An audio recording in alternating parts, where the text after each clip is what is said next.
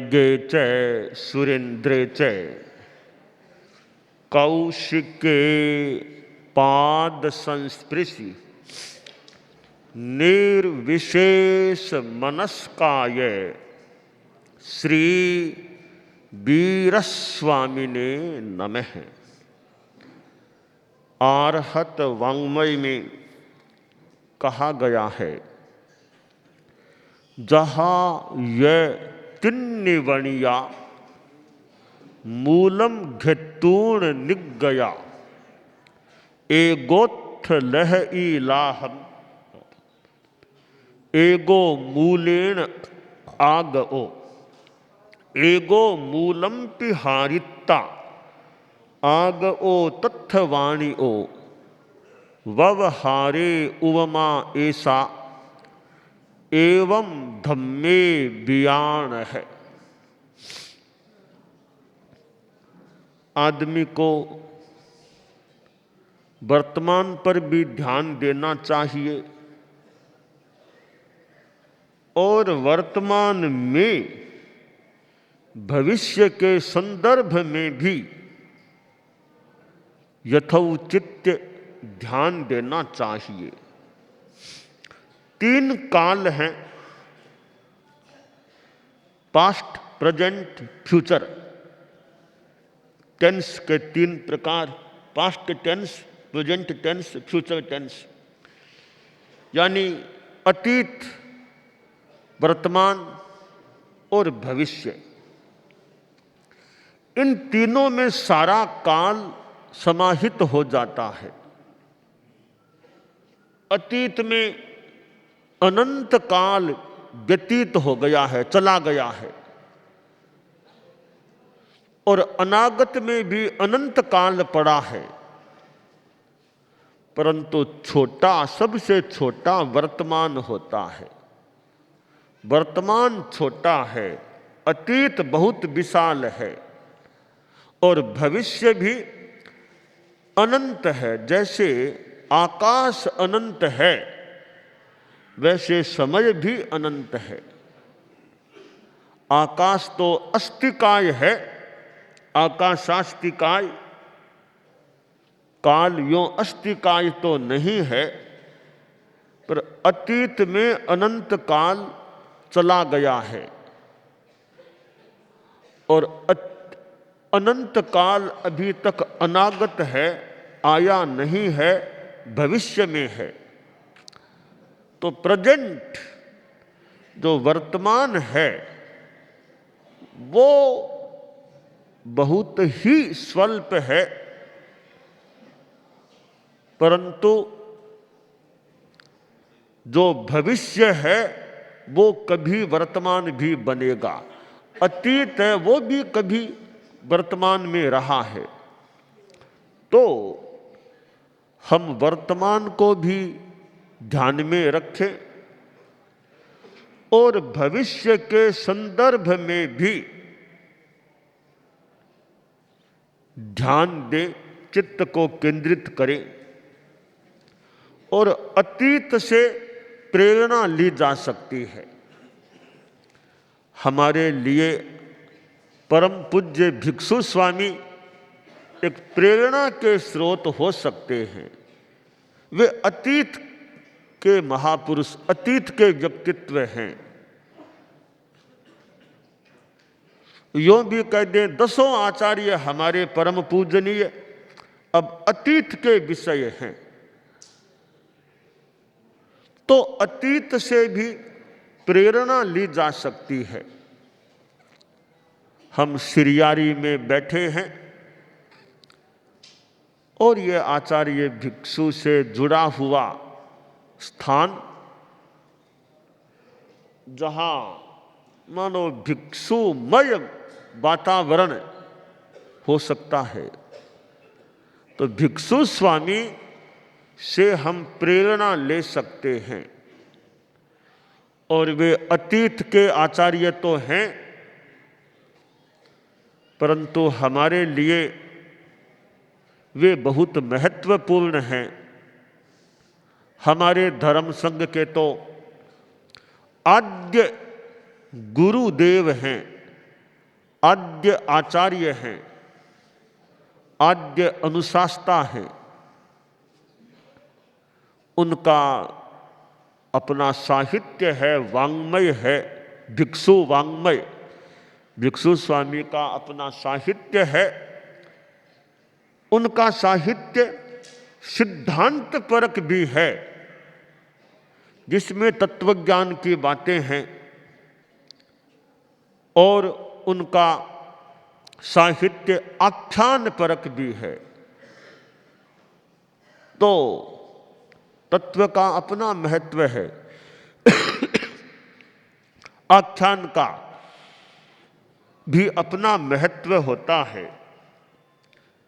आख्यान, कथा, घटना, संस्मरण, प्रसंग, इनके द्वारा सिद्धांत की बात को रोचक आकार भी, रोचक माहौल भी दिया जा सकता है, और समझाने में और समझने में सुविधा भी हो सकती है। आचार्य भिक्षु दूसरों को समझाने का प्रयास भी करते थे, और वे कैसे प्रसंगों से, दृष्टांतों से बात को समझाते,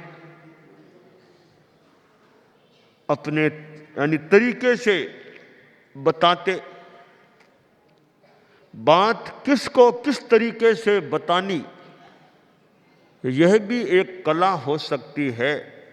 एक ही बात है, वो गहरे बड़े विद्वान आदमी को कैसे बताई जाए, छोटे बच्चों को कैसे बताई जाए, कम पढ़े लिखे लोगों को कैसे बताई जाए।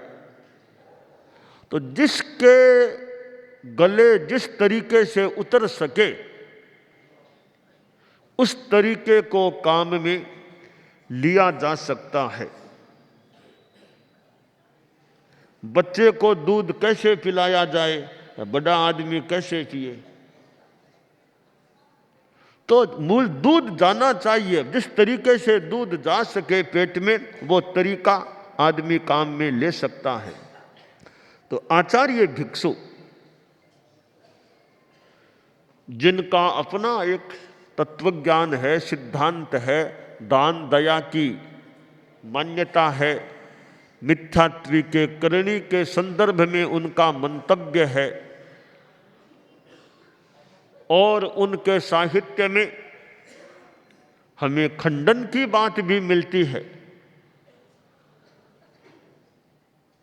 खंडन है वो बढ़िया है या नहीं, तो लगता है कहीं कहीं खंडन भी आवश्यक और उपयोगी हो सकता है।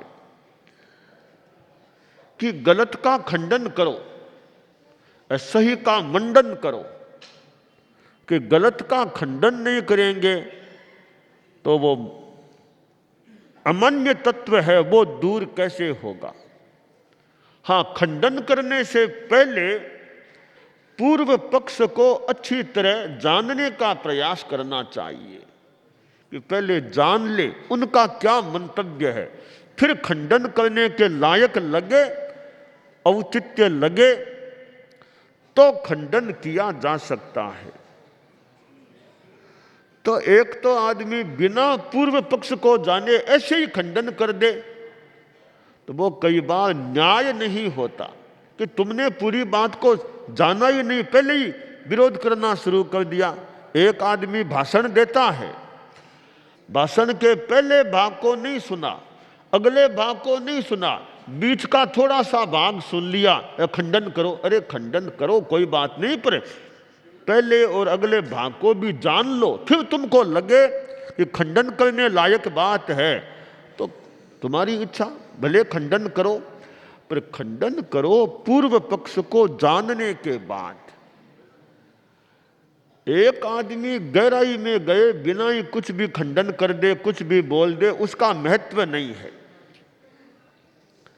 जहां न्याय की बात है कि मेरे अनुकूल नहीं तो खंडन करो, निंदा करो, यह छोटी बात है। हाँ, मैंने अध्ययन किया है, जाना है, समझा है, उसके बाद मेरे विचार से यह बात गलत है तो मैं कहूं भी यह बात मेरे विचार से गलत है, तो न्यायपूर्ण बात हो सकती है।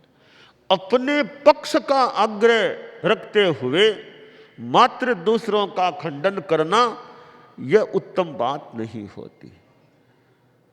संस्कृत में कहा गया, आग्रही बत निनीसति युक्तिम तत्र यत्र मतिरस्य निविष्टा पक्षपात रहितस्य तु युक्तिर यत्र तत्र मतिरेति निवेशम। आग्रही आदमी हो, दुराग्रही हो, वह युक्ति को वहां लागू करना चाहता है जो उसकी मान्यता है। आग्रह रहित आदमी है, वो अपनी मति को वहां ले जाएगा जो युक्ति संगत बात होती है। युक्ति के पीछे मति चले, न कि मान्यता के पीछे युक्ति को फिट करने का व्यर्थ जैसे तैसे प्रयास हो। मनोवत्सो युक्ति गवीम मध्यस्थस्यानुधावती ता माकर्षति पुच्छेन दुराग्रह मनः कपिः। कि मन रूपी बछड़ा है, वह युक्ति रूपी गाय के जो मध्यस्थ है, तटस्थ है, न्याय प्रिय है, उसका मन रूपी बछड़ा युक्ति रूपी गाय के पीछे पीछे दौड़ता है। और जो दुराग्रह वाला मन रूपी बंदर है, वह उस युक्ति को अपनी ओर खींचने का प्रयास करता है, उस गाय की पूंछ को खींचने का प्रयास करता है। तो यह एक महत्वपूर्ण बात लग रही है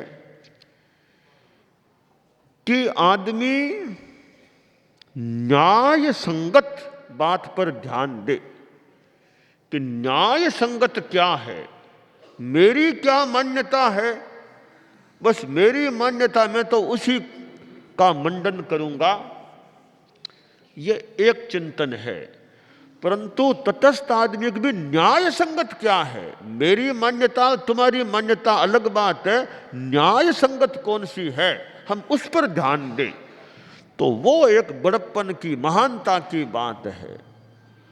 तो आग्रहहीन गहन चिंतन का द्वार हमेशा खुला रहे। तो हम आचार्य भिक्षु से जुड़े हुए हैं, उनके जीवन को पढ़ने से पता चलता है कि उनमें प्रतिभा, बुद्धि, कौशल या प्रज्ञा, जो भी ठीक शब्द हो, वो उनमें कोई विशिष्ट थी, बुद्धिमान व्यक्ति थे। और बुद्धि भी कौन सी महत्वपूर्ण है, बुद्धि तिनारी जानिए जो सेवै जिन धर्म, अवर बुद्धि किण कामरी सोपड़िया बांधे करम।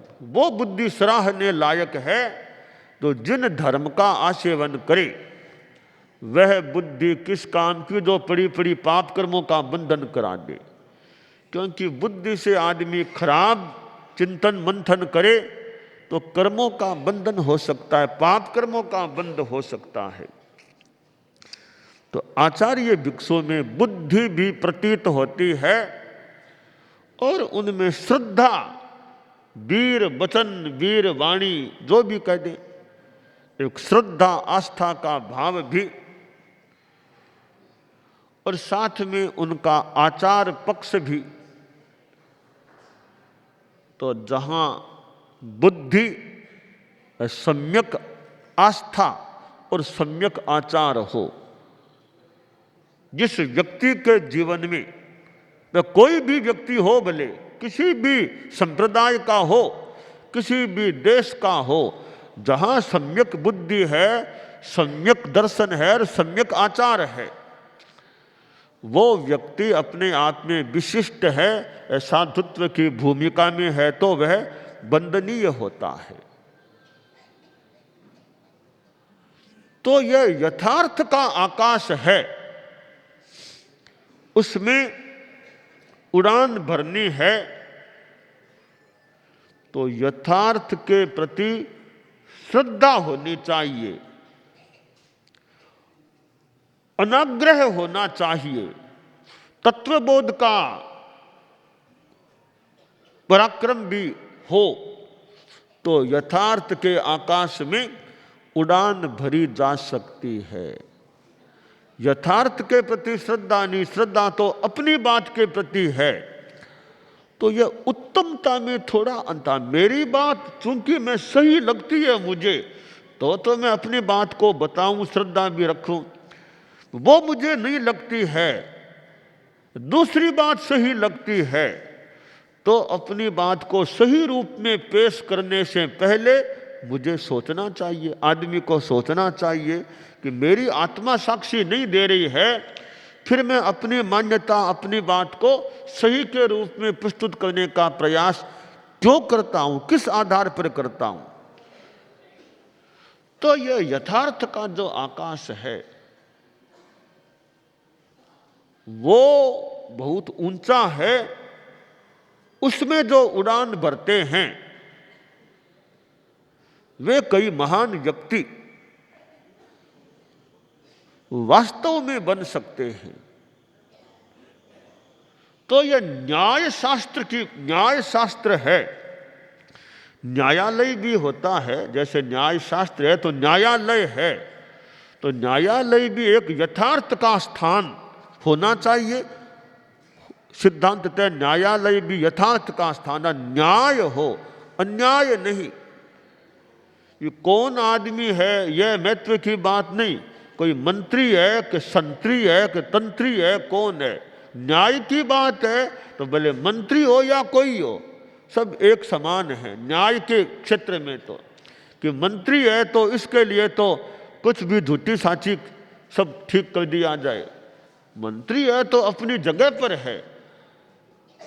तो मंत्री है कौन है यह अपनी जगह पर है, न्यायालय में आए हो, पेशी हुई है, तब तो एक उस क्षेत्र के तुम व्यक्ति बन गए हो।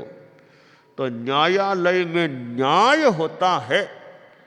न्याय वहां हो सकता है जहां न्याय के आसन पर बैठने वाला आदमी प्रलोभन में न आए।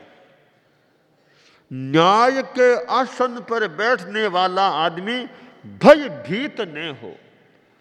न्याय के आसन पर बैठने वाले व्यक्ति का अपना विवेक हो, विजन हो, बात को पकड़ने का तरीका हो, बुद्धि हो, समझ हो। तो निर्भयता भी चाहिए, अलोभता भी चाहिए, और वो बात को पकड़ने का कौशल भी चाहिए, तो फिर न्याय की बात होने की संभावना लगती है। तो हमारी दुनिया में जो यथार्थ की खोज करने वाले होते हैं और वो निष्पक्ष अनाग्रही होते हैं, बुद्धि भी साथ में अच्छी हो, तो वे कोई यथार्थ बोध तत्व को निचोड़ के रूप में प्राप्त कर सकते हैं। थोड़ा मुश्किल काम है, निष्पक्ष होना है थोड़ा सा संभवतः मुश्किल काम, वरना आदमी का कुछ आकर्षण हो जाए, यह मेरा, यह मेरा, यह मेरा। तो मेरा तेरा कुछ नहीं है, ना कुछ तेरा ना कुछ मेरा, तेरा मेरा कुछ नहीं है। पक्षपातो न मे वीरे न द्वेषः कपिलादिषु युक्तिमद् वचनम यस्य तस्य कार्यः परिग्रह है। बहुत ही गहरी ऊंची बात कह दी गई कि मेरा भगवान महावीर से कोई पक्षपात नहीं है, अन्य दर्शन है कपिल आदि उनसे मेरा द्वेष नहीं है। मैं तो जिसकी बात युक्ति संगत है उसका ग्रहण करना चाहिए। न महावीर से मेरा मोह है, न कपिल आदि से मेरा द्वेष है। बहुत ऊंची बात है, बहुत ऊंची बात है कि महावीर से भी मेरा मोह नहीं।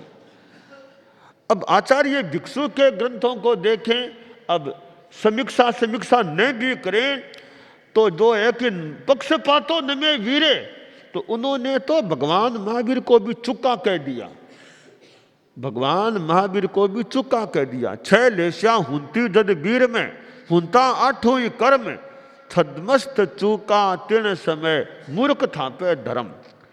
तो भगवान महावीर को भी चुका कह दिया।